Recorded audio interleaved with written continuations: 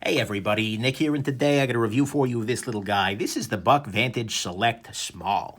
First off, I want to thank my buddy Pete over at Cedric A to Gear and Outdoors for sending this little guy along. He actually did a review of this exact same knife on his channel. His review was upside down because it was filmed in Australia. Okay, that wasn't even funny, come on. But nonetheless, he did a review, so it's always kind of fun to see two people looking at the exact same knife.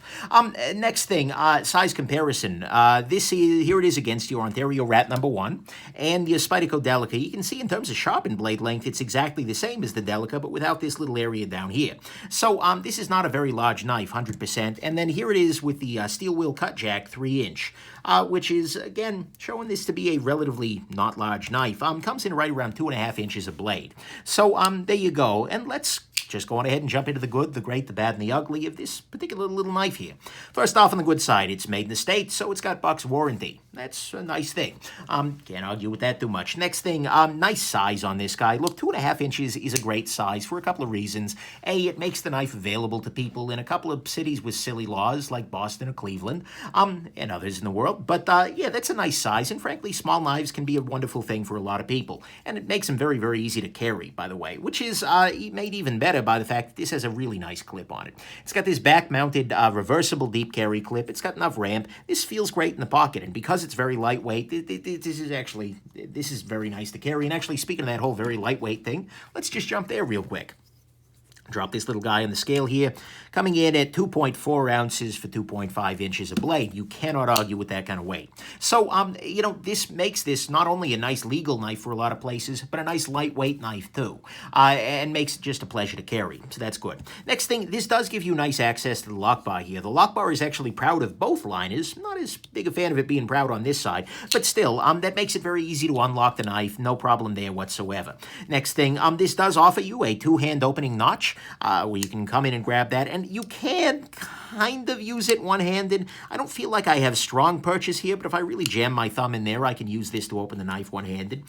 Next thing, the price on this guy isn't too bad. It's $25 right now, although I see a little bit of variation here and there. But that's a pretty solid price point, I gotta say. There aren't that many knives coming in at that price, and so that's pretty compelling. And then finally, this has a very small flipper tab on there. One of the things I always complain about with flipper pocket knives is having the big old pocket pecker hanging off the back of it, a big old tab that's going to peck on whatever's in your pocket. This has a remarkably small tab, and you know what? It is still big enough to work, although it doesn't have a whole lot of texturing. I might like to see that, but nonetheless, I love seeing very small tabs like that, and companies experimenting with ways to make flippers a little bit less of a pain in the pocket than they have to be. So to me, that's the good here. And a nice small flipper tab. It is very lightweight with a nice clip, making it a very compact carry, which is good. The price is pretty solid at $25. It's got your two-hand opening notch, which can also be thumbed open, at least with my smaller thumbs. You have nice lock bar access, a nice size, and it is made in the States. To me, what's great about this guy is the blade, 100%. It is a relatively thin behind the edge sort of blade, with a very, very nice shape. I love having the flat little bit of belly up here, almost a little bit of Tonto feeling on the top of it there, which is excellent. And the steel on this guy is 420 HC, but the thing is, coming out of Buck with their Paul Bose heat treat, which they're very proud of, this is a much better deal than 420 HC from a bunch of other companies. So the blade on this guy is absolutely great, and that's the best thing about this knife. This is a knife that it is designed to cut. So that's the great, is the blade. On the bad side, there are some hot spots. This liner right here is absolutely a little bit of a hot spot because it's proud of both scales. Usually you'll have a little bit of a this other scale will come up to meet it so that your finger isn't resting directly onto that. But here it sure is just sticking up there. And similarly, the back of this deep carry clip is awfully prominent, so that little corner will dig in 100%. Not a big deal, but it is a deal. Next thing, they absolutely screwed up the sharpening choil on this guy. You can see here that the plunge comes out this far and the choil goes out that far. Not a beautiful thing there, Buck. Just a couple of millimeters and you would have been better, but not a big deal. And then on the bad side, finally, just the construction on the whole is not very good. It's a $25 knife. Maybe I'm being a little nitpicky here, but the thing is, for instance, the blade is not centered really at all. And in fact, as you saw in my disassembly video, trying to center the blade means that the action goes away. And considering that the action isn't that great to start with, unfortunately, you're making some compromises here. And then similarly, you get sharp areas here and the liners here. And the liners versus the plastic are not necessarily aligned. You kind of have some places where the liner is high, some places where the plastic is high. It's not a great approach there. The construction on this guy we'll get to in a moment here, but that leaves me very in the cold here. The sharpening on it honestly wasn't very good, with lots of variation in edge width and whatnot. I mean, basically, I just don't see any evidence that whoever was making this gave a crap at any point in the process.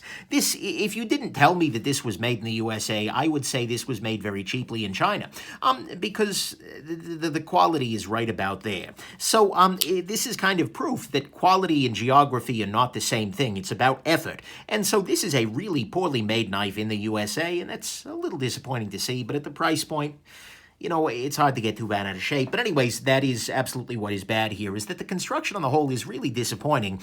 They screwed up the sharpening toil, and there are definitely some hot spots here. On the ugly front, there are two main issues. First off, this has a relatively weak detent, making it just not a very good flipper. You can see that I am pretty reliably able to trigger it here, but that's because I'm preloading the tab pretty substantially. I'm putting a lot of force onto my finger, just waiting till the moment I finally make it fire there, and that's just not great. And in practice, actually using this little guy, and just especially coming from another knife that doesn't have an action I need to do that for, I would very often have missed flips or something like that. It could be that this is a fixable issue, or that there's just some gunk that's gotten up inside there, or some rust, some issue inside the pivot of the knife here that's causing the action to not run as well. But the problem is, I can't fix that because they pinned the damn thing together. This is by far the ugliest thing here. Rather than having these screws, which, given these screws, couldn't go all the way through because the blade's there, but rather than having screws underneath here that hold the knife together, they've just pinned the thing shut. And what that means is that you can never actually take this knife apart. All that you can do is kind of wash it out and then drip some oil into the action there. And practically speaking, there's really no reason to ever take the scales off, because you can't do a damn thing once you're in there.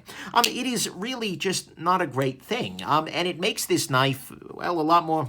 Come on. That's the other scary thing, by the way, is you see how I slip off there trying to move the blade the rest of the way? Oy, oy, oy. But anyways, that pin construction is just like, come on, guys. I know it's $25, but is a screw that expensive? No, it's not. So get with the freaking program here, Buck. So those are the ugly things to me, is that it is pinned together, and it's honestly just not a very good flipper, which you can't really fix because, unfortunately, you can't get in there. Anyways, it's a vicious cycle going on there. So let's go into the final conclusion.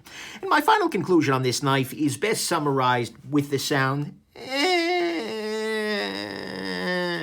I mean, seriously, it's nice to see a small manual flipper with a blade this small that is meant to cut. And the price point of $25 is pretty solid, 100%. But the build quality just isn't very good, and the flipping just isn't very good. Yeah, you flipped that time. What a jackass. And the construction is absolutely annoying. I'm not a big fan of this construction, particularly whatsoever. And considering that for $15 more, you can be in a really great knife. For $35, the world is kind of your oyster. Or $40, you can get the steel wheel cut jack, 3-inch, which has a slightly nicer steel, at least in my personal estimation, has an action that is 100% reliable. It is fully disassemblable, and it's just a better knife in every way, shape, and freaking form. And honestly, it's not that much. The only thing this really has going for it is the smaller flipper tab, and it's not a huge deal. And so, you know, I just don't know that I would really recommend this. For $25, I don't know. Like I said, you might do it. It could be fine. It's a decent budget option, I guess. But I really, just given the quality here, I just can't bring myself to give a buck about this little guy.